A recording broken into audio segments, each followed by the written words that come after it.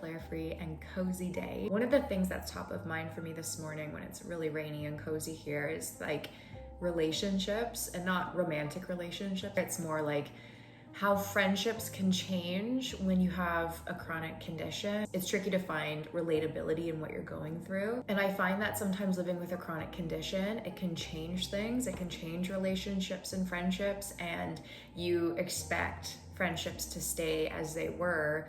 But then over time you change, your symptoms change, and they change in the mix. Sometimes those friendships don't last forever, and that can be really hard and really tricky, especially when you want that support circle with you. That's top of mind for me today. How my relationships and friendships have grown as well as changed since being more open about my condition, being more open on social media, and like how I navigate my symptom management. It's just something that is coming to the forefront for me today. And I'm curious if you have ever gone through a relationship change on a friendship level with someone that you care deeply for, but your chronic pain and your condition, or just life in general, has kind of torn you both apart. I'm just journaling out loud now. Screw the paper, we're just gonna talk out loud. I feel like when you're navigating chronic pain or a chronic illness, you quickly learn that not everyone is going to lean into that journey with you. And it might be hard for some individuals to know how to show up for us. Some people will drift away. And again, it's not always in malice. Your life just looks different now. You might cancel more plans, often need more rest, or pass on things that you typically would have said yes to in the past, but now you're quick to say, no, I know that's gonna drain my energy or cause a flare-up to come forward. And over time, and this is maybe the sad part of it all, is that quietly your social circle starts to change. It's hard to like make it stop when you feel like it's already rolling down the hill of we're going in an opposite direction. You might start to notice friends that avoid asking how you are, avoid asking how you are coping with your illness, or may brush off what you're going through or your experience because it's not, again, it's not malice necessarily, but it's just they don't know how to show up properly for you. And you may also not know how you want friends to show up if you're in your early days of your journey and you're just like, I don't know what support looks like for me right now. And that's tricky in itself. It's no one's fault. It's just sometimes how life happens and weaves people in and out of your life. With a chronic condition and with an illness, you realize that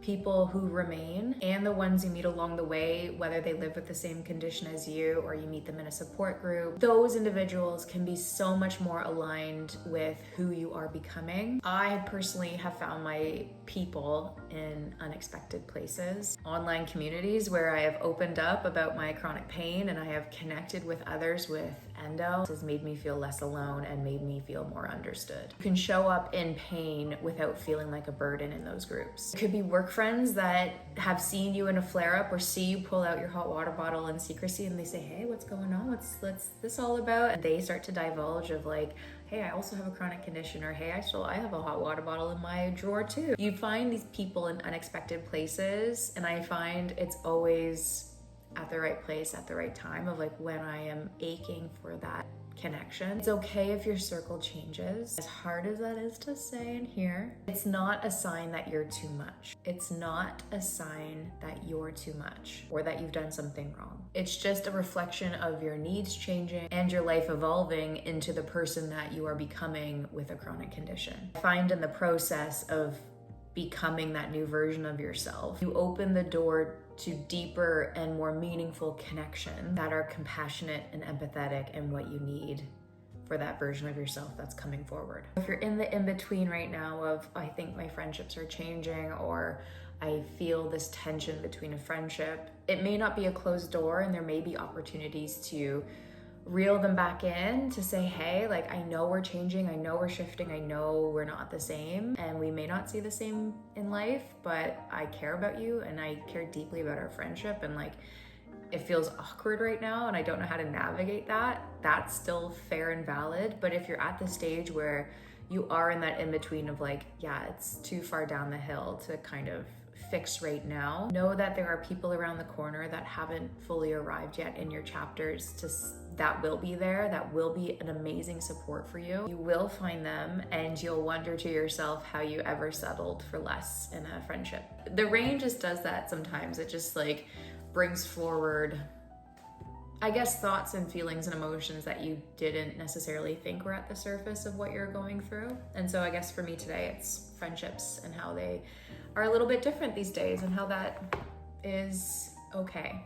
That's okay. I have to be okay with it at times, because sometimes life has a purpose of having people in and out of your life at certain times. I'm gonna journal a little bit more, and then I think it's supposed to stop raining later, so I might take Cooper for a little country walk when that happens.